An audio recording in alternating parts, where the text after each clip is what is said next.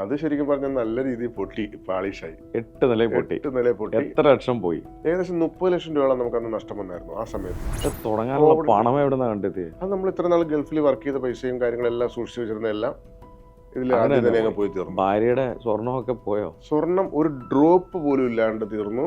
Last നമ്മളറിയാലോ, നമ്മൾ last താലിമാല വരെ വിറ്റിട്ടാണ് നമ്മൾ രണ്ടാമതും പിന്നെ ബിസിനസ്സിൽ ക്ലച്ച് പിടിച്ച് കയറിയത്. അത് ശരി. അപ്പൊ അത് കംപ്ലീറ്റ് പൈസ, നമ്മുടെ സമ്പാദ്യം 13 കൊല്ലത്തെ സമ്പാദ്യം പോയി. അവസാനം സ്വർണം വരെ പണയം വെച്ചിട്ട് രണ്ടാമത്. പക്ഷെ എന്നാലും താങ്കൾ തിരിച്ച് ഗൾഫിലേക്ക് പോയില്ല. തിരിച്ച് ഗൾഫിലേക്ക് പോകാനായിട്ട് കുറെ ശ്രമിച്ചു. എന്തോ ഇത് വെച്ച് എനിക്ക് ജോലി കിട്ടാണ്ട് വന്നു. പല സ്ഥലത്ത് ഇന്റർവ്യൂ അറ്റൻഡ് ചെയ്തു, കിട്ടിയില്ല സത്യം പറഞ്ഞു. അവരെ തിരിച്ച് സംരംഭത്തിൽ തന്നെ സ്റ്റിക്ക് ഓൺ ആയി. ശരി. പിന്നീടാണ് ചരിത്രം. താങ്കൾ അടുത്ത ഒരു സംരംഭം തുടങ്ങി. എന്തായിരുന്നു അത്? അത് തന്നെ നമ്മൾ അതിനകത്ത് നമ്മൾ അന്ന് കൊണ്ടുവന്ന സാധനങ്ങളിൽ ഒരു തെർമൽ പ്രിന്റർ എന്ന് പറഞ്ഞൊരു ചെറിയ ബിൽ പ്രിന്റർ ഉണ്ട്. അതായത് നമ്മുടെ ഈ സൂപ്പർ മാർക്കറ്റിലൊക്കെ ബില്ലടിക്കുന്ന പ്രിന്റർ ഉണ്ട്, കുഞ്ഞു പ്രിന്റർ. അത് ശരിക്കും പറഞ്ഞാൽ ചില ആൾക്കാർ നോർത്ത് ഇന്ത്യയിൽ നിന്ന് ആമസോൺ വഴിയൊക്കെ ഓർഡർ ചെയ്യാൻ തുടങ്ങിയത്. നമ്മളതിനകത്ത് ലിസ്റ്റ് ചെയ്തിട്ടുണ്ടായിരുന്നു. അപ്പോൾ അത് നല്ല രീതിയിൽ മൂവ്മെന്റ് ആയി തുടങ്ങി. എനിക്ക് ആ സമയത്ത് തന്നെ ഒരു മാസം 600-700 പ്രിന്ററുകളൊക്കെ ഓർഡറുകൾ ആ സമയത്ത്. ഇതൊക്കെ നമ്മൾ ഇമ്പോർട്ട് ചെയ്ത് വെറുതെ വെച്ചേക്കായിരുന്നു.